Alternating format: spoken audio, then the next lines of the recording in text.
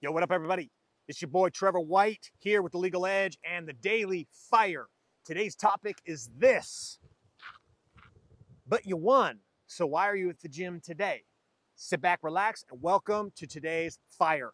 So my wife, those of you who've been following me for a while, you're very aware my wife is into fitness. She is a fitness connoisseur slash expert slash amazing human being slash sexy and brilliant and beautiful. And yeah, so she decided the first of the year she wanted to do a fitness show. And so she gets all excited, finds a fitness show. There's a lot of stuff that I could talk about that led up to her getting to the actual competition. But let's just picture this. My wife's 47 years old. It's the first fitness show that she's ever done. She's been into fitness her whole life, never competed on stage. And obviously she's into the game, right? But not at this level, not doing it like this. And she doesn't just decide to compete. She decides to compete at the highest level, the NPC, which is the IBFA. I don't know, blah, some of these acronyms, but it's basically the world. It's kind of like the world's fitness stage, and the people travel literally from all over the world to this competition. Like at her show this last weekend, there were women from China, Australia, Europe. There's a couple of ones that I remember them announce. And my wife's an amateur. She's not a pro. She's an amateur. It's her first very own show. And they had over 200 women that entered this contest. She entered 5 different categories, and she took at least 5th place, which is the medaling. They medal from 5th to 1st. And anyone older than that doesn't get a medal. They're kind of just like there. Hey, sorry, you didn't win anything. But fifth place is medals, 5th, 4th, 3rd, 2nd, and 1st. And she got a medal in all 5 categories. She was in the true novice. She was in the open category, both those categories. My wife's 47. She's competing against 20-year-olds, women that are 21, 22, 25, 28, like young women who have not had babies, who have not had life. My wife has had babies and she's had life. So at 47, she's in there, boom, she just crushed it. Like, so she just absolutely, she went after this all in. Like, it was awesome to watch her discipline. Her diet was perfect, on point. Like, she never cheated. She stuck with it, man. She was like the example of discipline and what it takes. And so, that in itself is inspiring, right? She set a target for herself. She's like, I'm gonna go after this thing. But what happened when she got back was actually kind of wild to me. And as I watched how people sort of reacted to her winning, but then also to her still going, right? So she gets back into the gym, and literally the day we get back, and she goes in the gym that day, like that's what she's doing, right?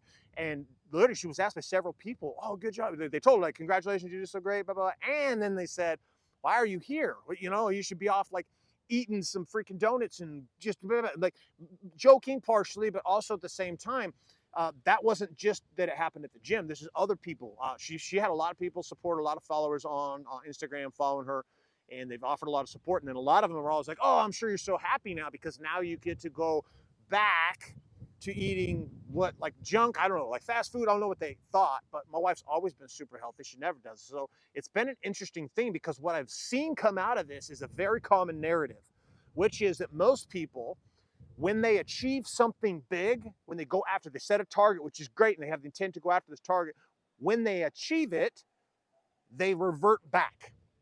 They literally stop doing the very thing that got them the thing. This is like losing weight and then going back to eating at Chick-fil-A and McDonald's and Burger King and then wondering why that's 30 pounds you lost, you put it back on. This is like literally going into the firm and going to the office and working and just working to get to a certain benchmark, economic-wise, file-wise. You get to this place, and then guess what? You stop doing the very thing that got you the thing, and then all of a sudden there's this cycle, right? There's this cycle, and you keep yo-yoing up and down, up and down. And when you operate like this, you can create very little real traction in life. Momentum is a real thing, the ability for you to grow and expand, and the idea that you would work your butt off to achieve some type of a result, to only get there and stop doing the very thing that got you the result, and then somehow expecting to continue to get the result. This would be like my wife expecting to then go into another fitness show, but coming back and eating McDonald's, Burger King, Chick-fil-A, and whatever it is, and then showing up and getting on stage and being like, why am I not winning? Why don't I look as good as I did before? Right? It's an evolution. It's a constant game of being able to set a target, go after the target, but realize once I achieve that target, all I need to do is set another target. This game never ends, right? True wealth, true success in life, it is the culmination of your ability to set a target, go after the target, and then move towards it. And then once you achieve it, to set another target and move toward it. Now, we do this in a crazy way because we can break it down to like micro level. and you'll set many targets for yourself every single day, and you just accomplish those every day, and ultimately you accomplish what you're going after. So take a look at your world across body, being, balance, and business. Where in your world have you arrived? You've hit the target, and instead of continuing to double down and set new targets for yourself, you went back. You reverted back. You stopped doing the thing that got you the thing, right? And where is that at for you? And the most important part of today's show, what can you do about it?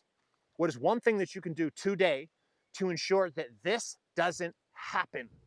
Find the domain, body, being, balance, and business. Find the thing, what can you do about it? And then go do something about it today. So that's all I got for you. This is your boy Trevor White here with The Legal Edge and today's Daily Fire. We'll see you tomorrow.